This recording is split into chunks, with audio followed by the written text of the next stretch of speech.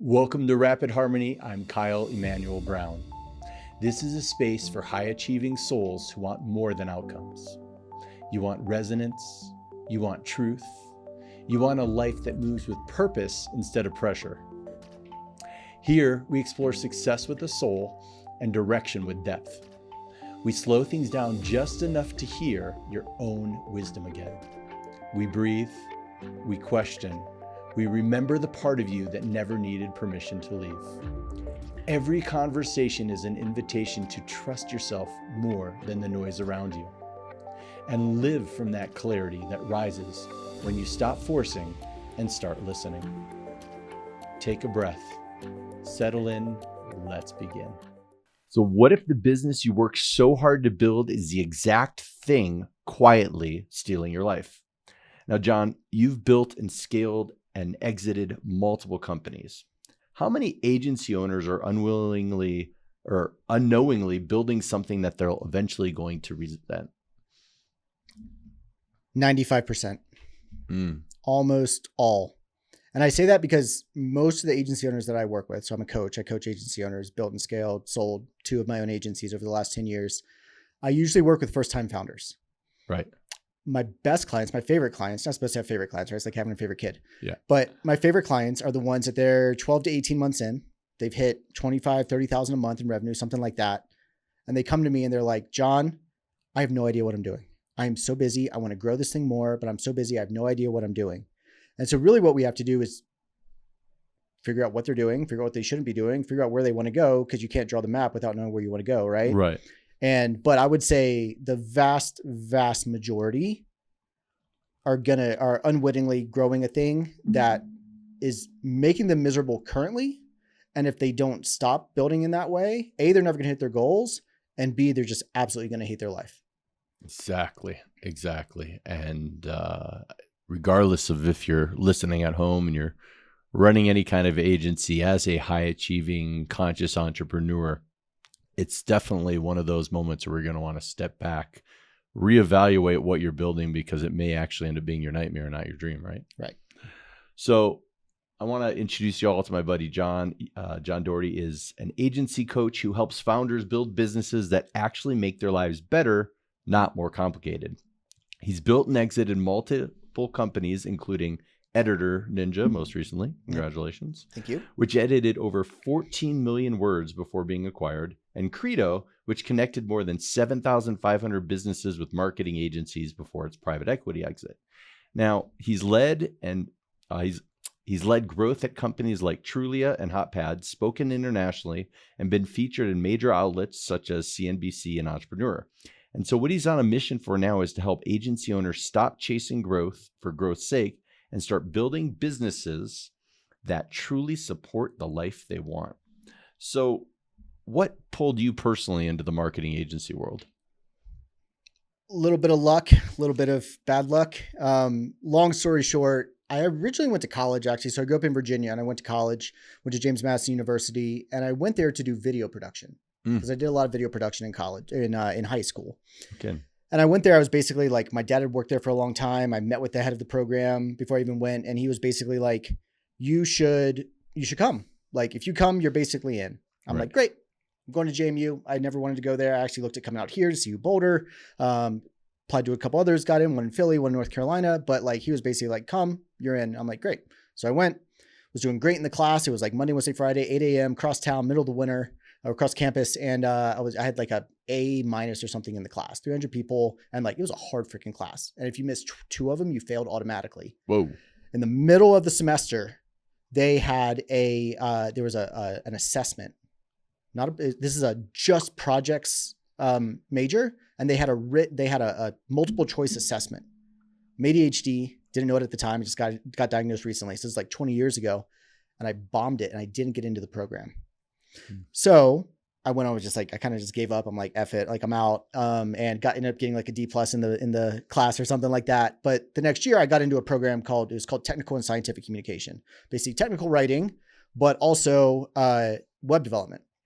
So online publications is what they called it at the time, 2006, 2007. So like got into web development and took a job at a company in the Washington, D.C. area, hated the D.C. area. The company was fine, made some great friends, but went and was heading back to Switzerland. I lived in Switzerland for a couple of years in like a hippie commune.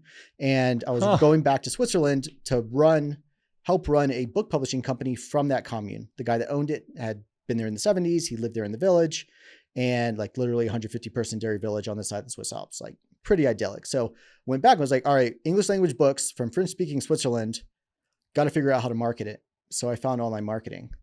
Came back to the States a year later. This is 2009. Came back to the States in 2010. Got a job in SEO, and pretty quickly realized like I've got the dev background. I've been a blogger since I was like 14, like early days of blogging, right? It's like 2008, 2000 or 98, 99. And I'm pretty good at building relationships with people, so I could do the link building side. So I was like, well, SEO makes a ton of sense for me. Right. So I got that job, moved on to an agency in New York City, got very well known internationally for SEO. Went in-house for a couple of years with Zillow, but I had started a side project that came to be called Credo. And so the day I got laid off from Zillow on a Monday. And the next day I started working on Credo, picked up some SEO consulting, and just kind of fell into running an agency, to be honest with you. Where like Credo was just me, and I got it to $20,000, $25,000, $30,000 a month solo. You can see that coming up. The person we are best positioned to help is the person that we used to be. Exactly. So that was my story. And then I hired coaches and learned how to build an agency and built that one, high mid six figures in revenue, and sold that to private equity, and then started Editor Ninja actually before I even sold Credo, because it was sucking the life out of me. So we'll get into that. Started Editor Ninja and then moved on to that full time. So it was like, all right, I really know this stuff. And so it was pretty easy for me to do, when I went to build Editor Ninja. But that's kind of how I got into marketing, specifically digital marketing, and then like my transition into owning an agency. It was never the plan. I was never like, I want to own an SEO agency. I was actually very adamant, I don't want to own an SEO agency. And so that's why I did the lead gen agency, which leveraged SEO and all of that. But yeah, for a while there, I was like, I don't want an agency. And then eventually I leaned into it. Well, you have an interesting mix from a few of these pieces between the technical systems-based guy and the writer in the beginning of blogs and the hippie commune. So yeah, where does that come from? Ooh, where does that come from? I think I've always kind of leaned into what I'm good at. I think one of the benefits of ADHD is we get very passionate about specific things and we'll just like get into it. Totally. But if it's not giving you any sort of return, then you stop doing it. So like I'm stubborn, but I'm only stubborn when it's working, right? Like I won't give up, but I have to be seeing some sort of return. And so I think I've always like been very good at kind of following that, like those passions, but also being committed enough to stick to it, to make it into something. So, there's like so many different parts of my childhood. Like I was homeschooled until high school. I was pretty good at baseball. I'm a really good skier.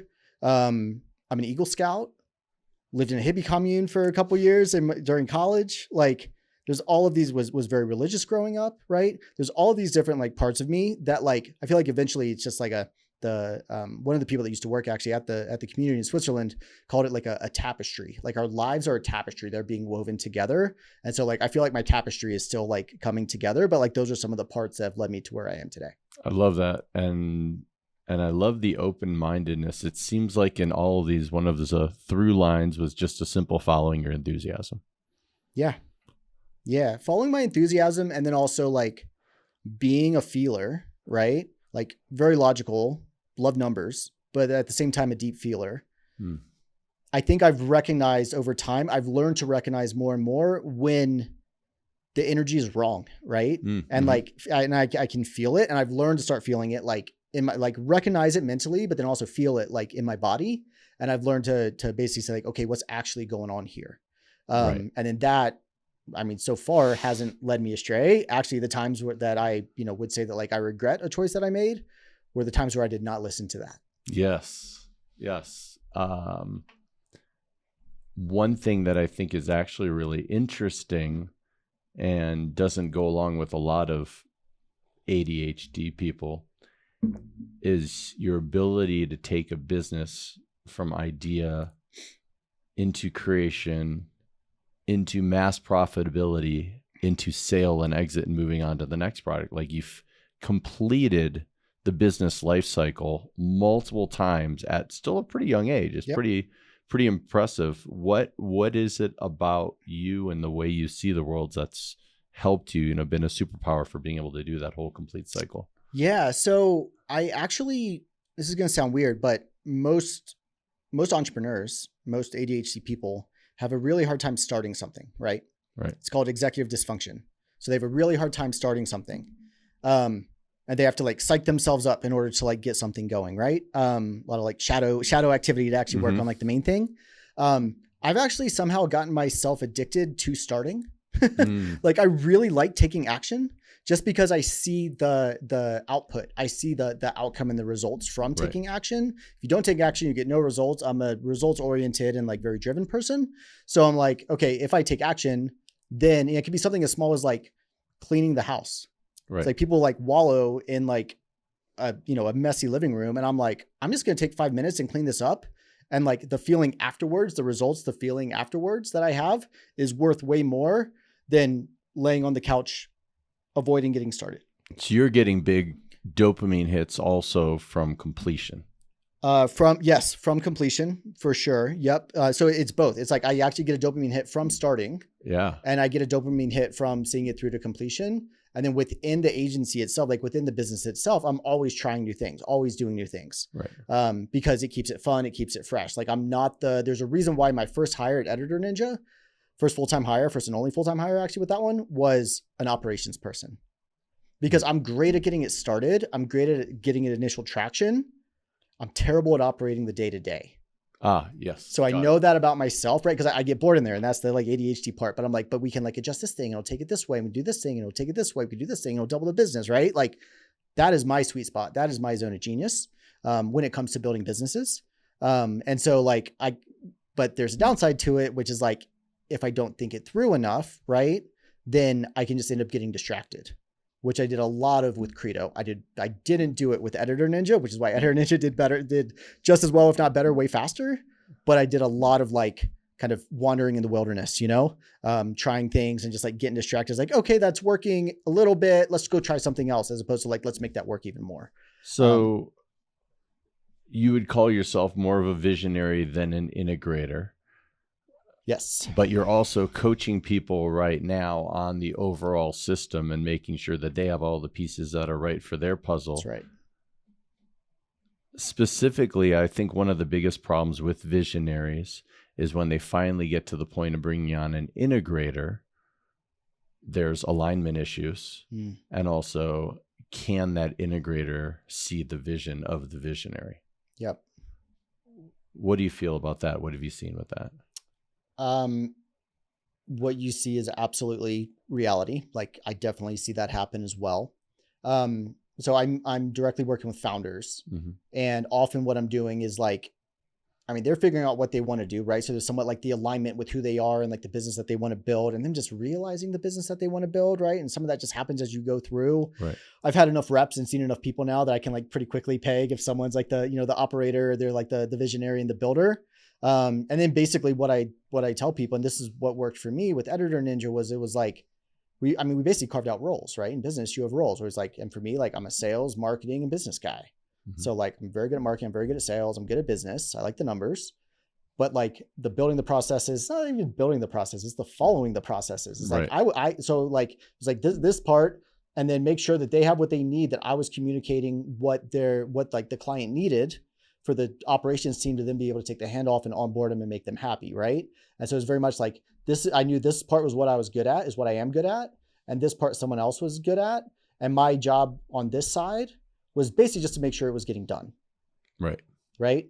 This side was like that I was doing it. This side was that other people were getting it done. And so yeah, there's a lot of like processes and such you can set up for like making sure you're sharing where you're going. Like we ran kind of a bastardized EOS, right? Like quarterly planning, annual rocks, like that sort of stuff.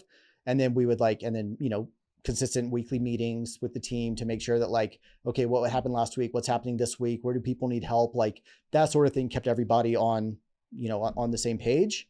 And then specifically with my head of operations, we had a weekly meeting, just me and her, where we would talk about kind of bigger business, what's going on. Some like team and clients and whatever, but it was mainly like, where are we going and what are we building towards?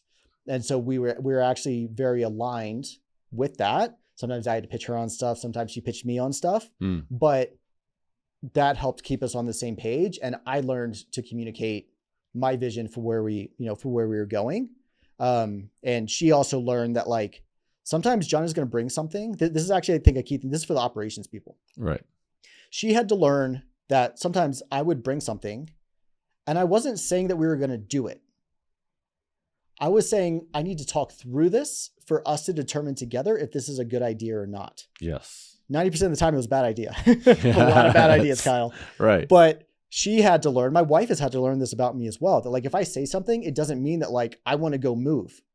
It's like, I'm just batting around the idea because ideas are fun, you know? Right. And like 95% of the time, no action is needed. And we're like, cool, we talked about it. I'm good. Like, I don't need anything else. But operations people often think visionaries are like, all right, we're changing the whole business model. It's like, no, I just listened to a podcast that was interesting and had an idea, and maybe it's a terrible idea, but I just have to talk it out.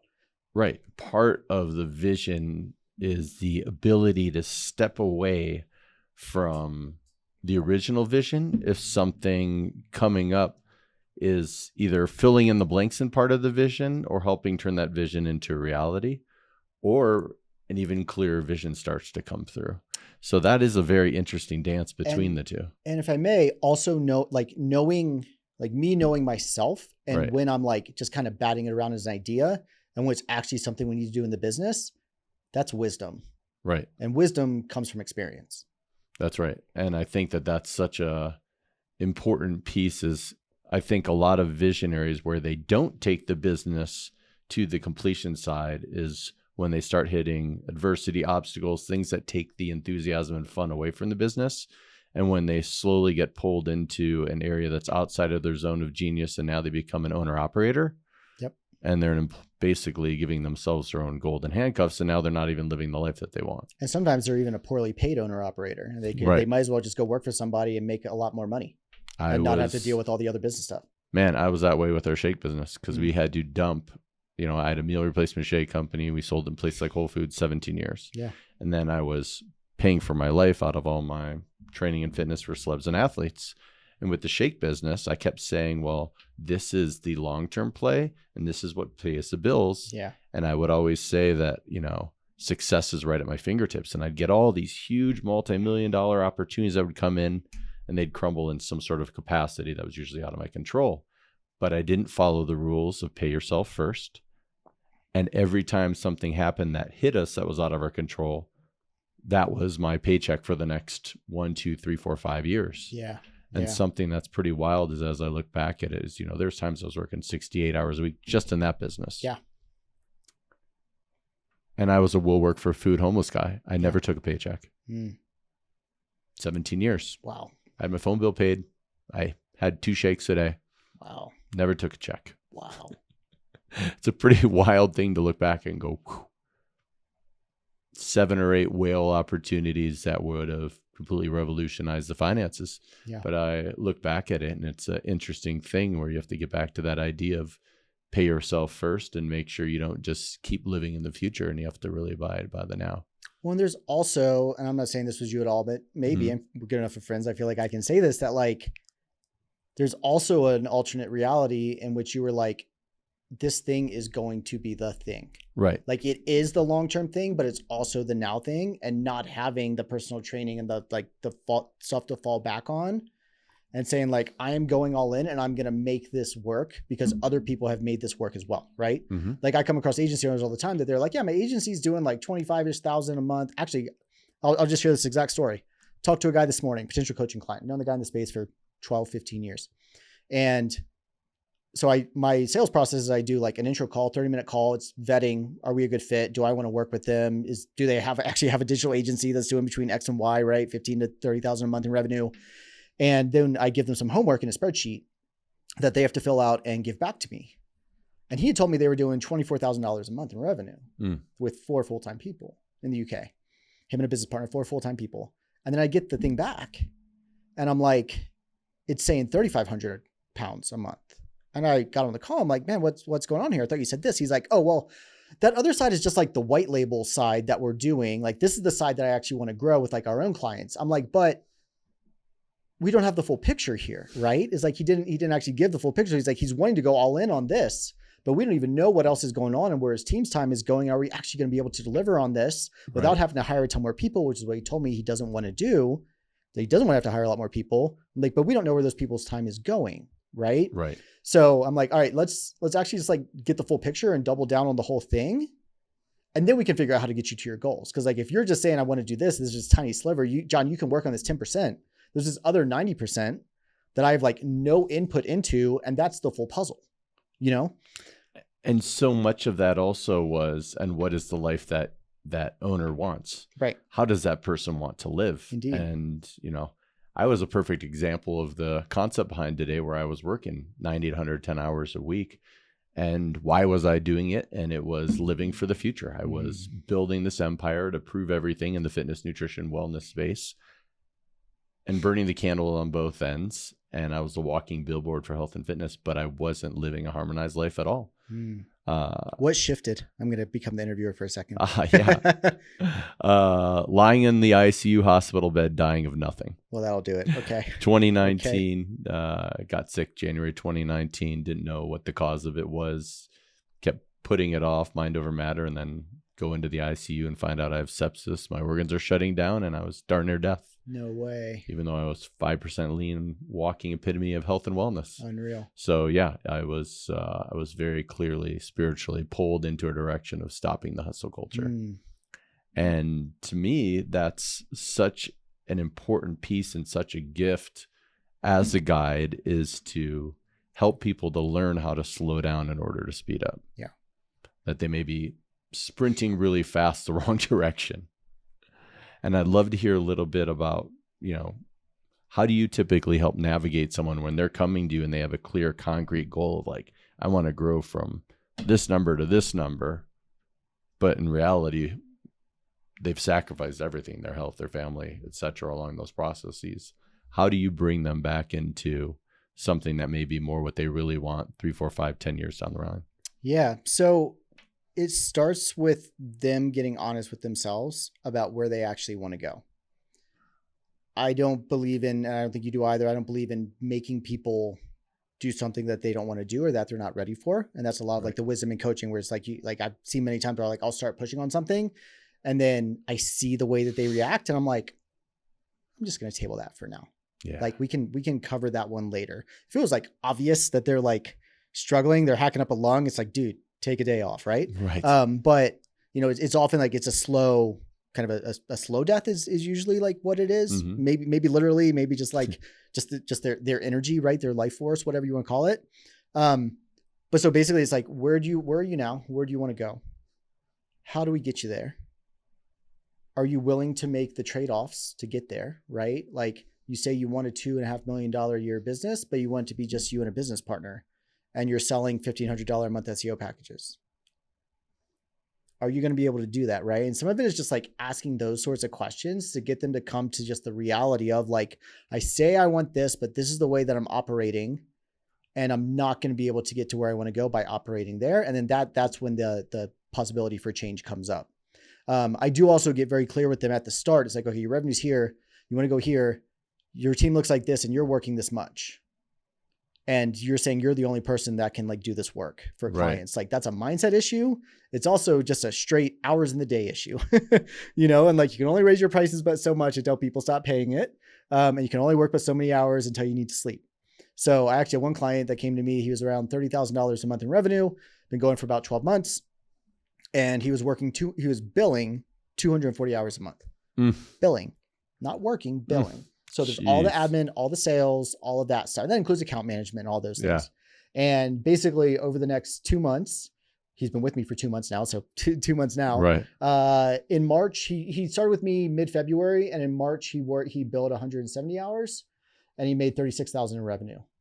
So sometimes you can just look and be like, all right, which clients are taking up your time? Which ones are not paying you what you should be getting paid? He was in the position where he had 4 clients that wanted to expand with him, and he had all these clients that their effective hourly rate was half of what he wanted to be, was half of everybody else. Right. And so I'm like, we either need to bring those up, just raise prices. I'm not even talking like do more, just raise prices. And usually when you raise prices and you raise them substantially, some of them I was like, we're doubling. And he doubled their rates and they stopped working with them. I'm like, great, there's some free time. You just cleared There's some free time. It was like that. And then like the ones that wanted to expand, it was like an additional 10 hours a month or something like that. So I'm like, we can shed 90 hours a month with these clients that are paying you half the rate you should be and pick up 40 with the ones who want to pay you more. And like, your life is so much better. And like, you know, he's now working like 4-day weeks and, you know, just his marriage is never better. He's working out 3 times a week. It's like that, all of that unlocked, but I had to show him the specific ways within the agency context, agency business model context, how to get there. And then that unlocked other things as well. So how much of this do you think is a business problem for the founder and how much of it is an identity problem?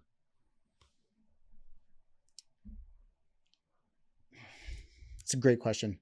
I'd say it's probably 50-50. And they play against each other because there is definitely a knowledge problem. There's a knowledge gap. When someone's only been doing it for 12 to 18 months, their knowledge of running an agency and mine having done it for 10 years and working at 2 agencies, like hiring agencies when I was in house, like I have so much more like context on it. So there is that like that knowledge gap. But I think where the identity thing comes into play is them stepping into the identity of being the person who can take it from a 1-person $30,000 a month thing to a 15-person $2.5 million a year thing, right? That is where the identity has to shift because your identity, this person, the super senior, like, you know, badass demand gen person, that's not the person that gets it to 2.5 million, which is where they say they want to go. So that's the identity shift and the mindset work that has to happen. So what I believe in doing is basically like, let's fix the foundation so that the business model supports you, getting you to where you want to go. And then let's make sure that you're becoming the person. We're installing the meeting systems, the review systems, the data systems, like all of that in order to let us continually march towards growth. And how much of that do you think is about systems versus vision and self-worth and self-identity? 10%, like ultimately 10% systems. Oh, wow. The systems are pretty easy to install. Like they're not that hard. And information's kind of democratized these days, right? You can learn anything. So when people are like, you know, I don't know what to do. I like to pull Philip McKernan. Mm-hmm. So I've been working with Philip for a number of years now. And one of his favorite things that he likes to do to people, he's done this to me so many times, is like, when they're like, I don't know what to do. He goes, if you did know what to do, what would you do? And they're like, oh, well, I would just go do this thing. Okay. Why don't you? Then you get down to the real stuff, right? It's not a knowledge problem. It's not a systems problem. Once you're shown the systems and you install them, they work. You just have to run them. It's much more like an identity mindset. It's vision, type of thing. Like I basically don't work with people who don't know where they want to go. Oh, I just want to grow. What? How far? Why? You're at 20,000. Is 21,000? You're gonna be happy with that? Oh no. Okay. 100,000. No, I don't want to grow that big. Okay, cool. Now we're getting somewhere, But like, I think, but that's the stuff that really like takes it to the next level, and that's the only way to be effective, right? You're working with someone on personal training, and they're like, oh, I just want to get stronger. It's like, okay, we can get you stronger. We can help you grow, but like, to what end? Right. And even if the answer is so I can play with my grandkids when I'm 70 years old and don't have to get help getting up off the floor, awesome. We can do that, right? But it's just like, I just want to get stronger. Like, that they're probably not even going to sign up. And if they do, they're probably going to churn out in a couple of months because they don't have something bigger that they're working towards. 100%. There's got to be a goal. There's got to be a deadline. And there's got to be something that fires them up so much that they're striving for something, that they're wanting to be a different, better version of themselves in every capacity. And I know that definitely goes into the agency, and you've got this idea of this life first agency. Yeah. So what does that actually look like in practice? Your business should support your life, not your life supporting your business. And when did you learn that? Did you learn that the hard way? Oh yeah, totally. I mean, so I started my first agency. I started working for myself in 2015, September 2015, and was building my first agency. And we were just moving to Denver. Actually, it was like end of 2016. And Credo had it came out the gates pretty fast. It went from nothing to 5K a month in like 2.5 months after I like went working on it full time. Mhm. It did 80K, sorry, not 80K, $80, $80, in September of 2015. Nice. And it did 5,000 in December. And then it kind of went like this. The revenue started sliding. All the other numbers were going up. Traffic was going up. The number of leads was going up. Number of like people that wanted to send them leads was going up. But my model was broken. Mm-hmm. So I had this mentor, Chris, who became a coach of mine for a while. He was like, shift the model to this, to a subscription model. And so long story short, we went from 2.5K to 18K in revenue in 7 months. I was like, I'm going insane here. I was working so many hours, right? Like my wife and I, we were moving, we were traveling, like all this stuff. And, yeah. And I was just like, I can't sustain this. And like, I don't want it to stop here. I was making good enough money, right? I mean, that was like 60% like net profit margin. So like I was making good money. I was making what I had been making in-house. Mm-hmm. And that was aside from my SEO consulting, which I was also doing. But I was working a ton. I was like, I can't sustain this, right? Because we wanted to have a family and like all these things. And then in 2018, so about a year and a half, so I hired to finish that story. I hired a coach. His name was Andy. We actually met for the first time 2 blocks from here. Huh. So up here in Boulder, I drove up from Denver to Boulder. Nice. And we met, and he basically helped me. Like we raised prices. I cut out a bunch of stuff that wasn't working, cut down the number of clients significantly, but because we raised prices, we were able to give them a lot more value. And so we were making a lot more money and everyone was happier. Mm-hmm. All good things. I mean, that's basically what I help people do like from the start. Right. And then in 2018, I had pain shooting down my leg. Came to learn I have a herniated disc in my back. So, and I was 33 and had a herniated disc, like literally like could not stand at the stove long enough for water to boil to make a cup of coffee. So that was when I was like, okay, like it ended my ski season early. I was like, I gotta figure this out. Right. And so by that August, I had stopped consulting. I had hired a salesperson at Credo, salesperson / like account manager kind of person at Credo, got a lot of my time back, and then was able to focus on hobbies and like that sort of stuff. And, now I've been married for 12 and a half years. I've got two great kids, and a life that I really enjoy, but like I had to go, and I think we all kind of have to go through that tough part, right? In order to then realize what it is that we actually want.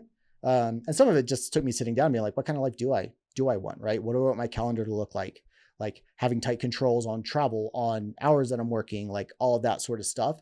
Some of that's just like systems, right? Like that's right. I live my life off of my calendar. Like everything is on there. It's color coded, but like I'm a present dad. I do half of drop-offs. I do half of pickups. I do half of like kid activities, like all of that. And to me, that is just like a non-negotiable, and work has to fit in around that. I love it. And I'm the same way. And to me, if it wasn't for that color coordination, so I can look at, okay, this is something that's going to take driving. This is something that's going to be a meeting. This is something like that. And a constant juggling and flow of that, it'd be chaotic. Yeah. And if somebody's feeling that they're stuck in this chaos right now, what do you think is a good first move that someone should make? First move to make is to actually do something which is going to be really hard for them, which is take a day off. Take a day off, get out of your usual context. I don't care if it's going for a hike or going for a drive or something like that. Just get space and turn off Slack and turn off email and all of those things. And just allow yourself to ask the question of like, is this what I want?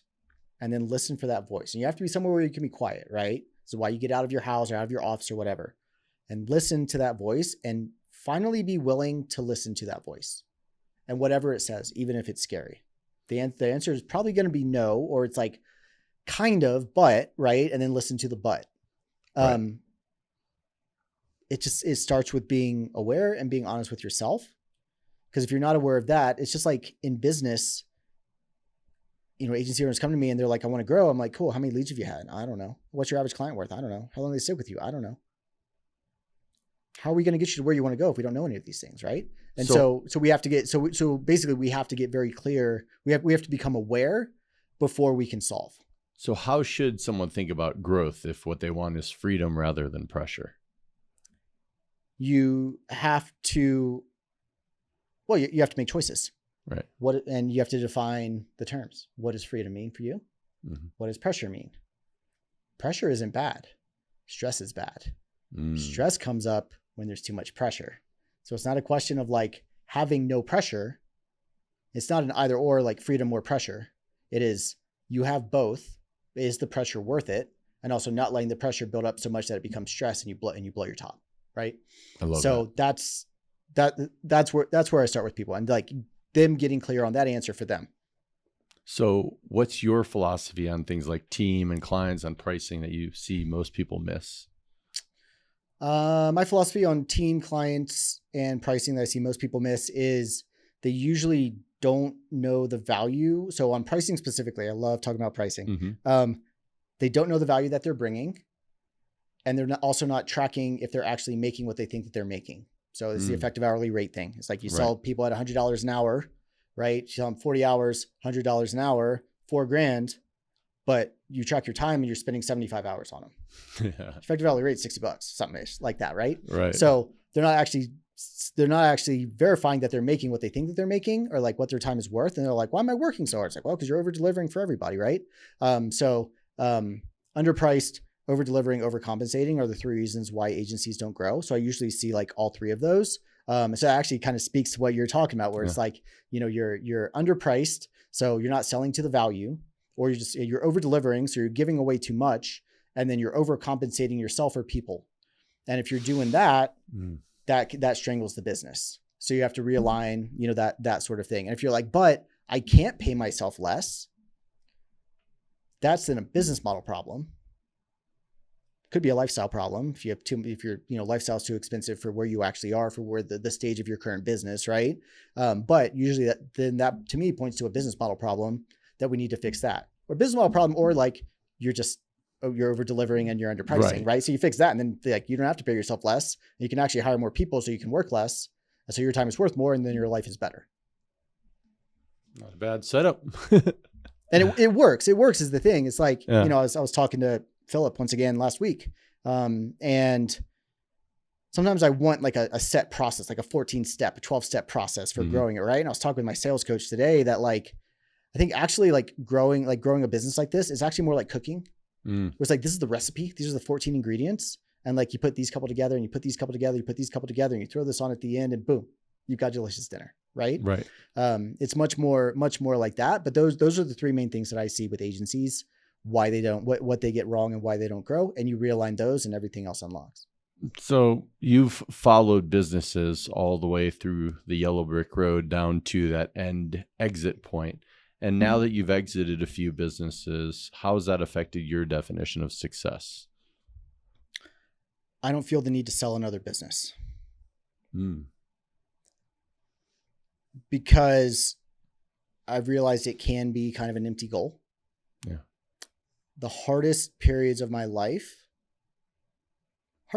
career, my professional life, have been right after I sold my companies. Right. Because, and I think I did a better job of it than a lot of people, in that like I purposefully decoupled myself, my own identity, from the business itself. But it was like, wow, like I just like, regret. I could have done this better. I could have done that thing better. I can't believe I agreed to that thing. Like all sorts of like doubt and that kind of thing. And then also like having to rebuild income.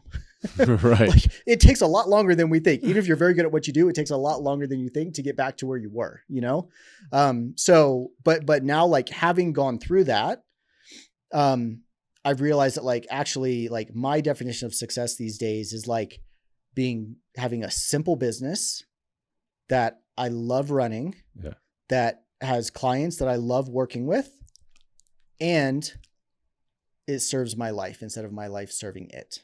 I love it. I saw a comedian that had talked about with marriage, said, he's really afraid to get married because he heard a statistic that 50% of marriages last a lifetime. And if we equate that to business now, we're looking at marriage as a lifetime. And the idea of, one of my clients back in the day, his dad was the oldest active CEO of a Fortune 500 company. Okay. And in his young 90s was going to work every day as the active CEO of a huge company. And I think in this case, it's that fine balance between not tying your identity to your business, but making sure you're still in a place, if you've got entrepreneur tattooed on your soul, that you're building, you're creating, you're inspiring, and you're contributing and feeling that connection community without letting it absorb you. So in this new version, is this something that you could see yourself coaching, consulting, guiding, into your 60s, 70s and beyond? This is the business that I had told myself that I would build after I had accomplished everything else I said I wanted to accomplish. I didn't accomplish all of that. It was like build a $5 million plus dollar a year agency, like that sort of stuff. Like I didn't accomplish that, but it got to the point where it was undeniable that this was the thing that I was supposed to be doing. Right. Absolutely undeniable to me. And so then made the hard choices, weathered the dips and the universe testing me and all of those things. But yeah, absolutely. I mean, in some form or another, like I'm a teacher, I'm a coach.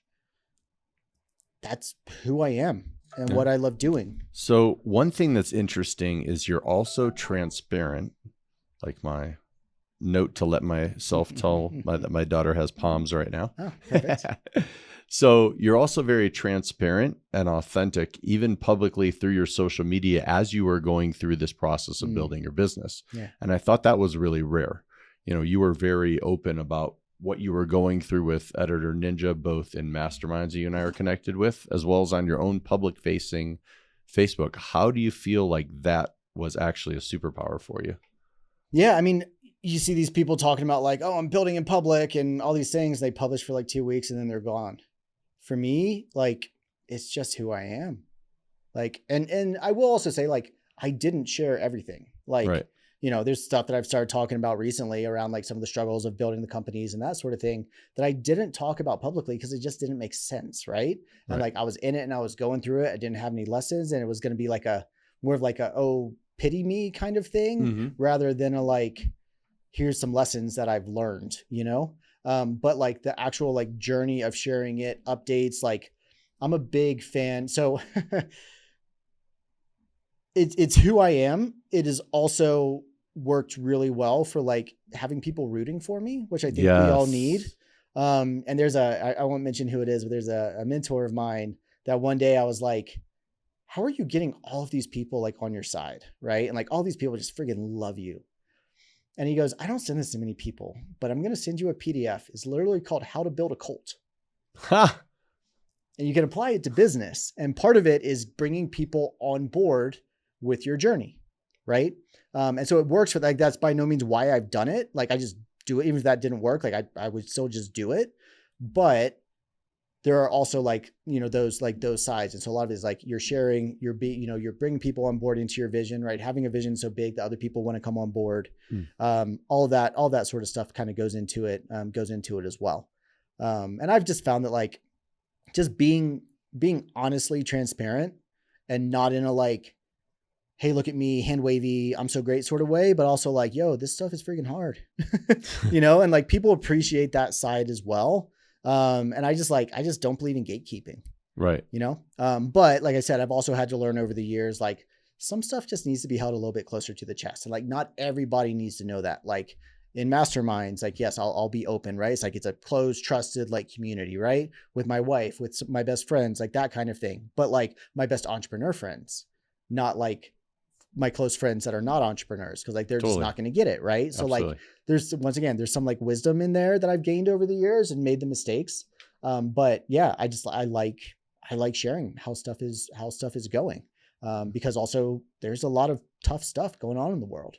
And sometimes people need to see that not everything is terrible, I love that. It creates an incredible relatability. People start rooting for you. And I'm going to make sure next time we go out that I go get my own drink and you don't hand it to me. Because if I'm going to be in your cult, I don't know what kind of cult this is. Are we going to go to the end of the universe on finishing on drink? It's a fun one. Let's go on hikes. Let's build great businesses and, live in Colorado and have a good time. I love that cult. I'm all in. Yeah. And cool. I want to hit you with a couple of rapid fire ones. Just let you spit out first thing that comes to the dome. Okay. Sound good? Yeah.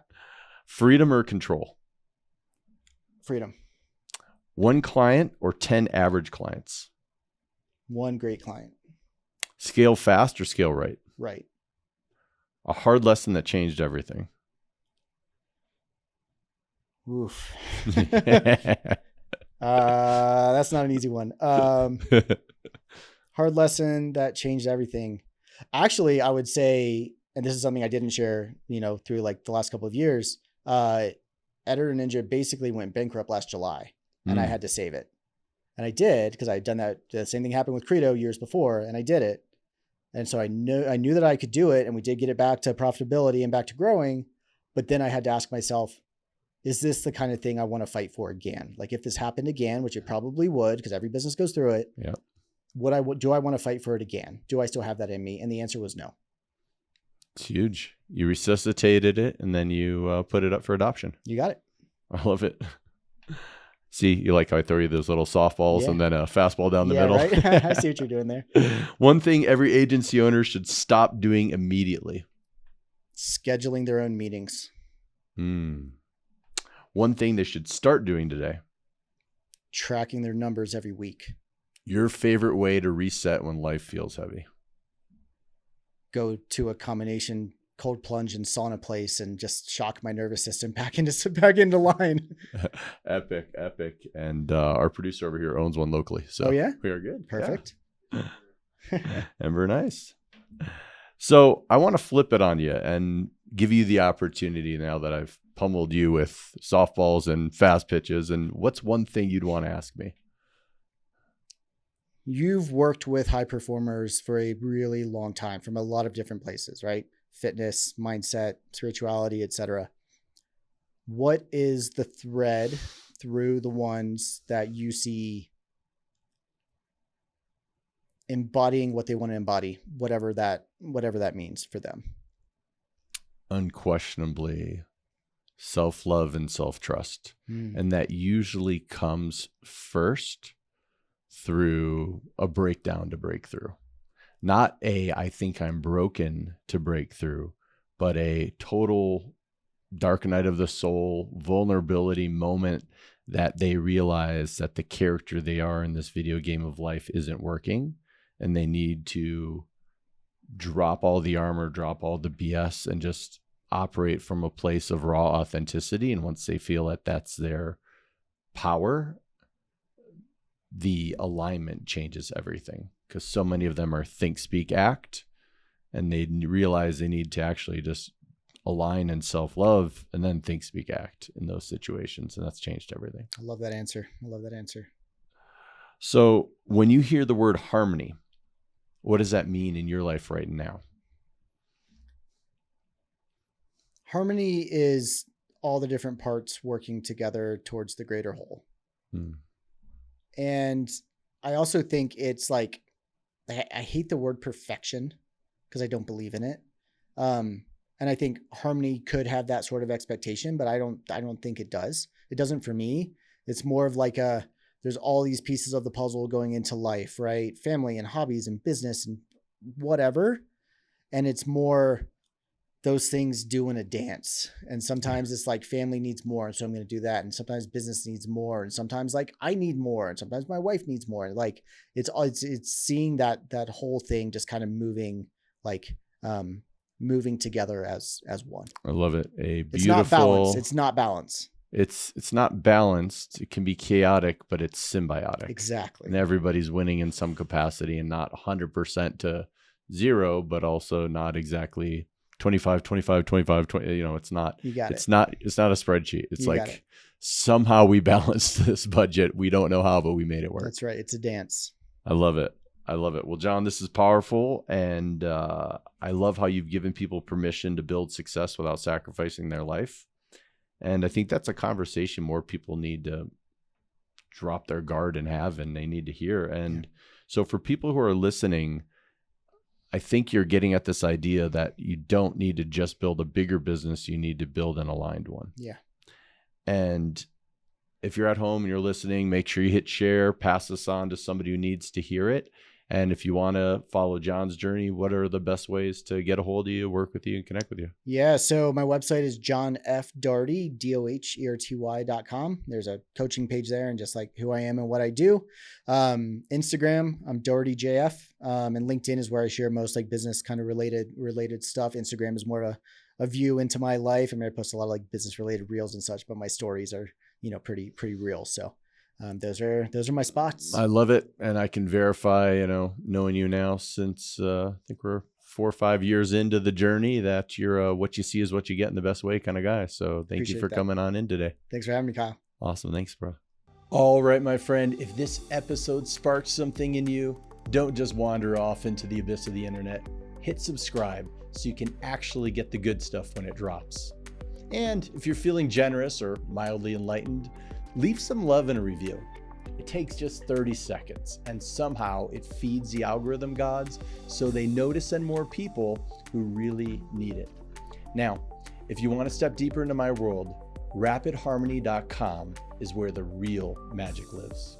Coaching, community, rituals, and a few surprises that are way better than just scrolling around another motivational reel and not doing anything about it. Thank you for listening. Thank you for being you. And remember, your inner harmony isn't hiding. It's just waiting for you to pay attention. I'll see you on the next episode. Now go subscribe before you forget.